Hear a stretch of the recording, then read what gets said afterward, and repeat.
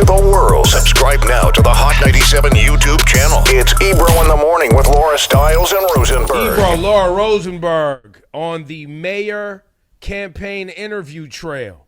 Because this is how many now, Rosenberg? 31.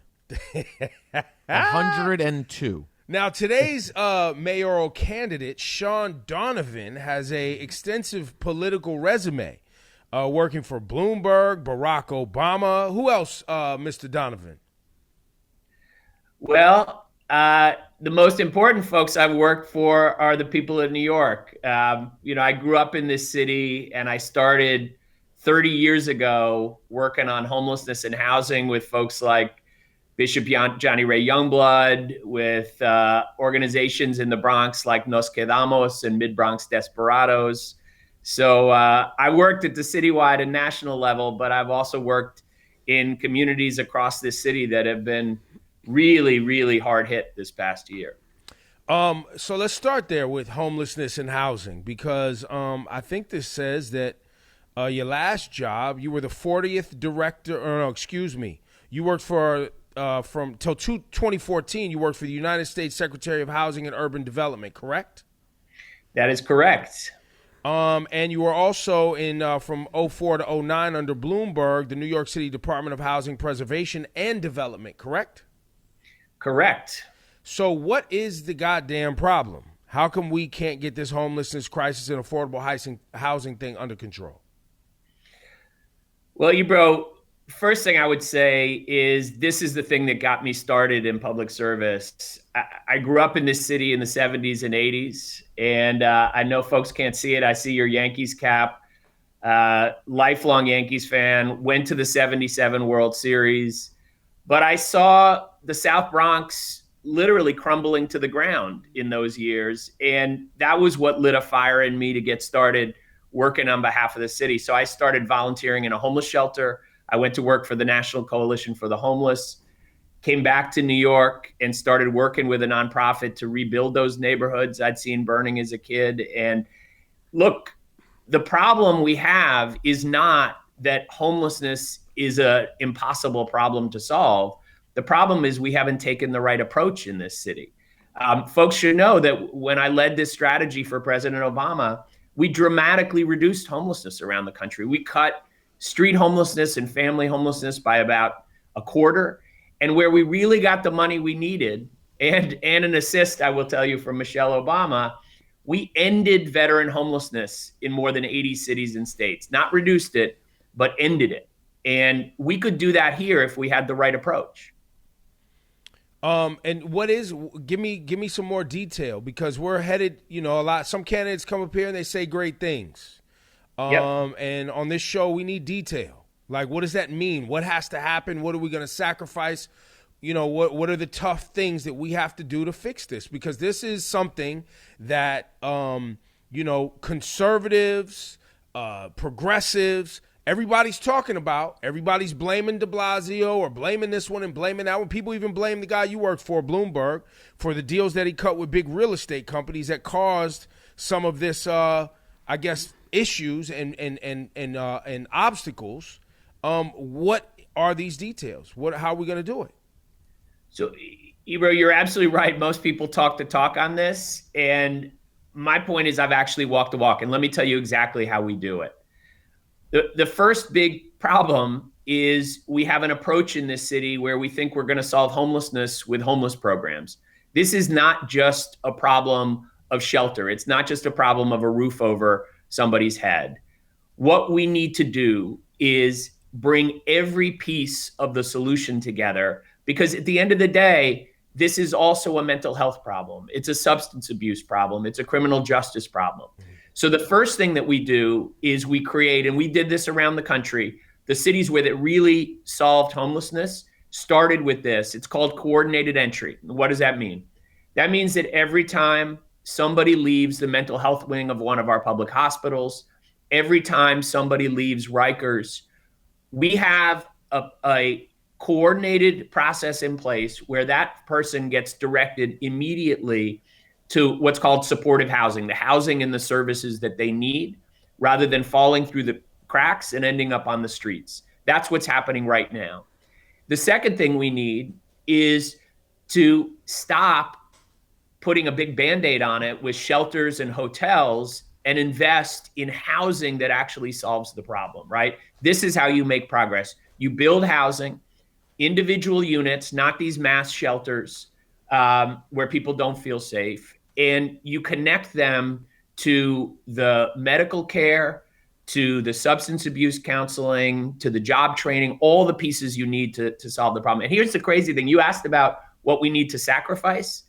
Not only if we did this would we save lives, we would save money as well. We're spending $3 billion a year right now on shelters and hotels and not solving the problem. Whereas if we invested in housing, we could actually break this cycle and save money. And people say, come on, Shaun, how can that be?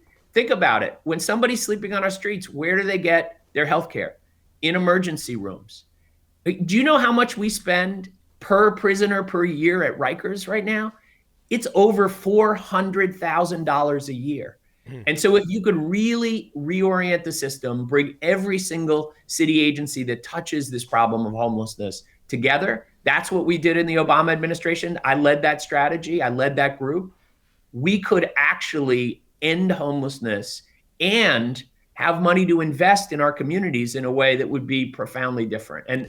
And this is not a pipe dream. This is what we did in city after city across the country. Like I said, we ended veteran homelessness in more than 80 cities and states. Shaun, but how do you pull this off? Because every time I see something pop up like a homeless shelter in whatever neighborhood, you see the people in the neighborhood protest against it. They don't want it. Nobody wants a homeless shelter, a homeless facility in their neighborhood. That's even the the people reality who say they would, Laura, end up getting it and are like, I don't want this.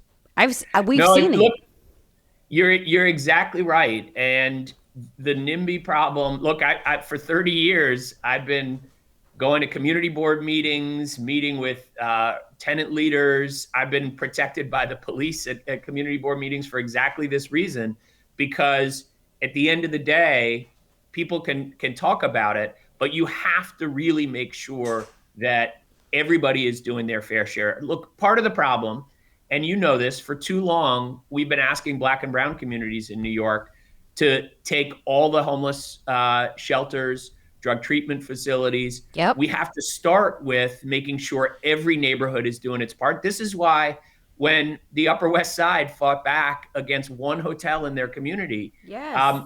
I went to work with Shams DeBaron. They actually asked me to be an expert witness in the lawsuit that they brought and won against the city, because I have, again, lots of other good people in this race, but I'm the only one who's really solved this problem at any scale. And that's why I partnered with Shams and all the men at the Lucerne to fight back and make sure that they had a chance to stay, which they get to now. So we have to do that. But the other thing we should remember is part of the challenge is what we're doing is these mass shelters that are not safe, that folks don't want to go to.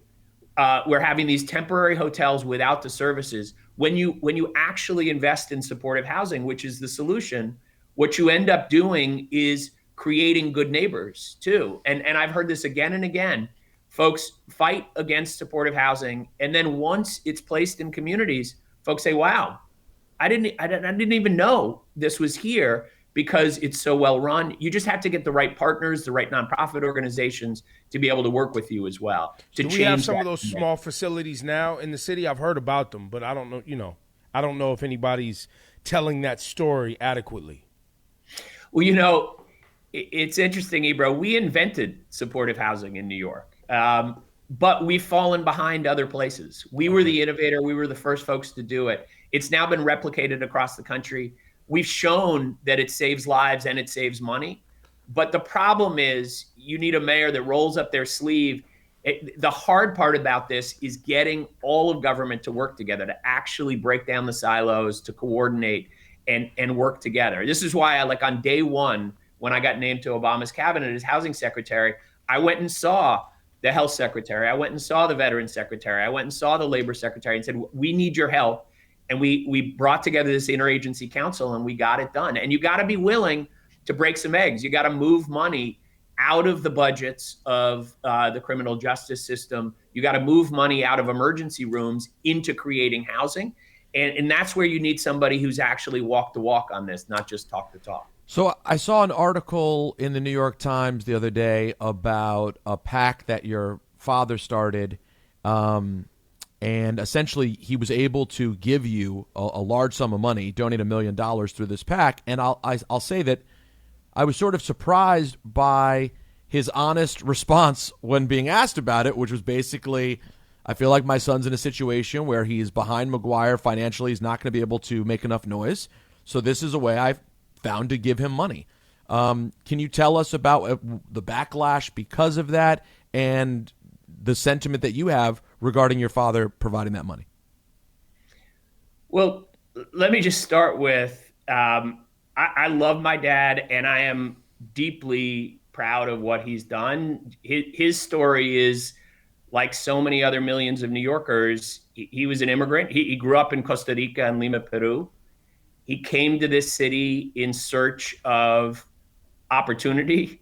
He worked hard, and he lived his American dream in this city.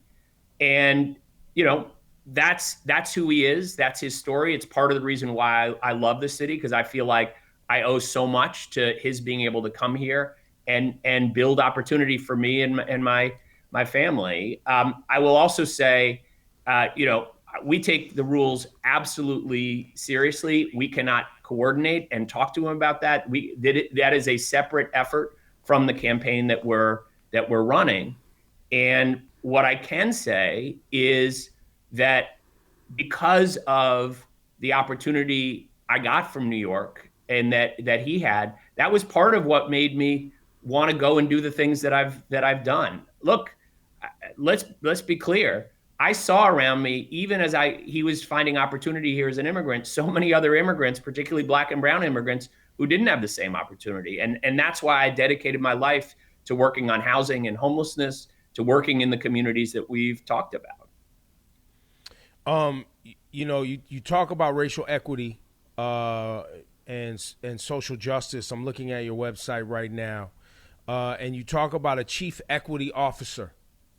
You as a guy who grew up on, I believe, the Upper East Side, correct?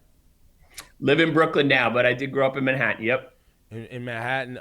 Talk about what that means for you and what this chief equity officer should be doing, because as you articulated, the agencies in New York, there's a lot of silos. We have institutional racism problems in the city, which is why you just mentioned even being an immigrant. I'm sure, I don't know what your father looks like, but looking at you guys look white, but Black and brown people tend to struggle as immigrants, and just Black and brown people in the city. There's institutional racism here based on housing and education, number of things. What's this chief equity officer going to do? Well, we need a mayor. And Ebro, I said this when I announced my campaign in December in the South Bronx. We need a mayor who understands that every issue in this city is an equity issue. Vaccines, right? Look at the inequity. Look at in housing, in our neighborhoods, in so many different ways. That structural racism plays out in every single area of our city. And let me be clear. As somebody who has been called on to lead through crisis after crisis, whether it was rebuilding housing in this city after 9/11, being asked to be HUD secretary by President Obama in the midst of the worst housing crisis of our lifetimes, asked to lead this city back after Sandy when the president asked me to lead the entire federal recovery effort, or when just 3 weeks after becoming budget director, I was called on to fight Ebola, sitting side by side with Dr. Fauci in the Situation Room. I've seen in every single crisis, those who are most vulnerable before the crisis hits are always hurt the worst by it. So I was outraged, but frankly not surprised that COVID has hit Black and brown communities the hardest. So let's be clear.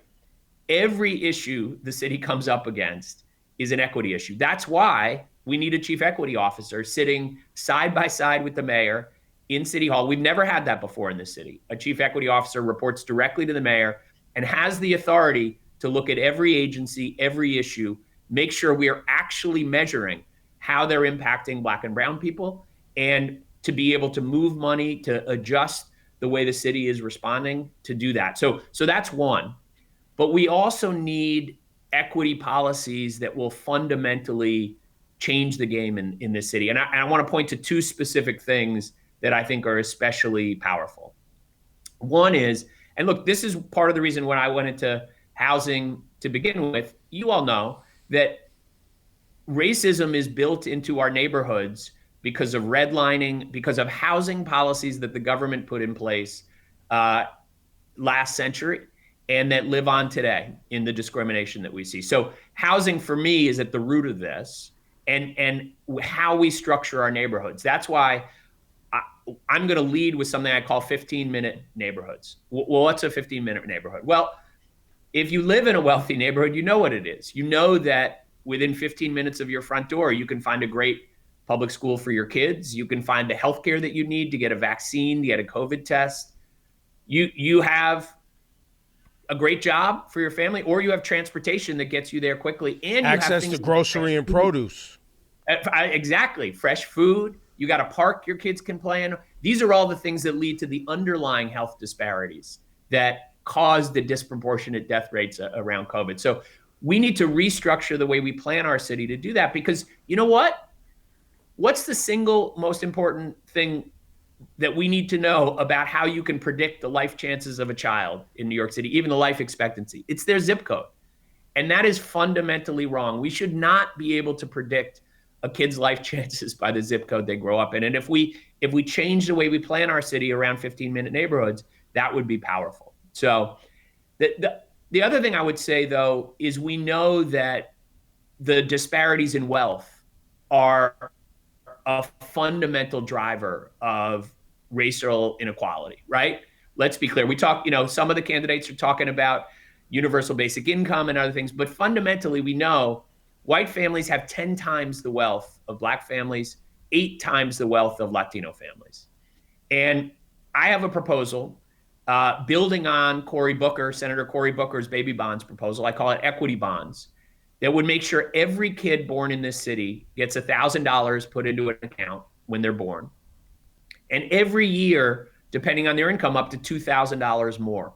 That means a kid born into poverty in this city would graduate with almost $50,000 in an account they can use to go to college, start a business, buy a home.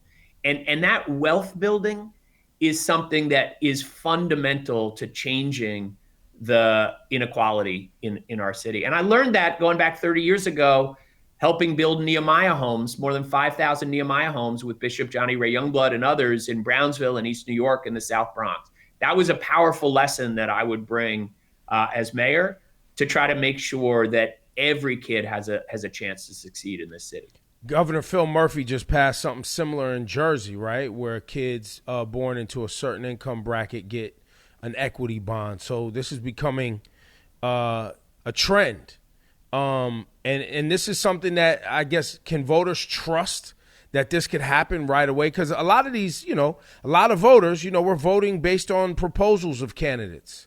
When you see on your site here, reimagine, reduce, reinvest, achieving justice and safety by focusing on community needs. Now, you're not using the words defund.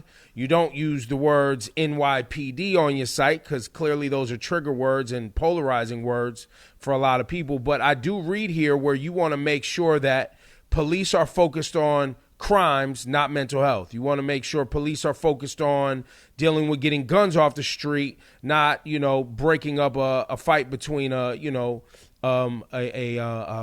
domestic disturbance. Absolutely. And I've been very specific on my website and elsewhere to make commitments that would absolutely move money to break the cycle of incarceration. I've said we should get the police out of our schools. We should stop criminalizing homelessness, and we should focus the police on building trust. We should require that police officers live in New York City like almost every other city employee.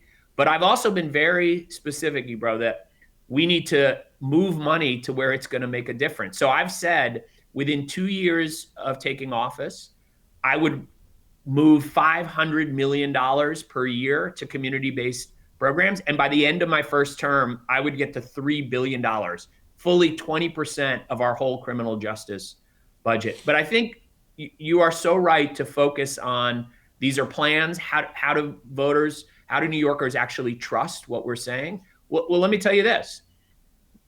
I was the guy in the Obama cabinet who stopped the practice of giving surplus military equipment to police forces across the country. Think about that. We were giving military equipment for free to police forces.